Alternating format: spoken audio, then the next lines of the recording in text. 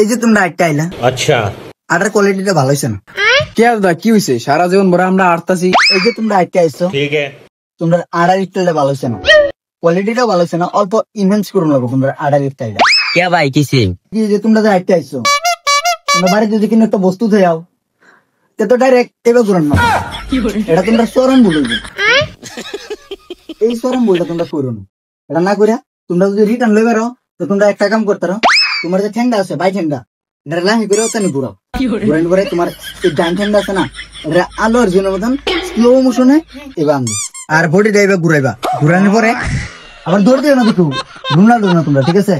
এবার লাহে লাহে একদম স্লো মোশনে আইটা যাবা, যে তোমার দেখ আলো অর্জুনের মতন লাগে, ঠিক আছে? এবার এটা যাবে, বুঝছো না কথাটা?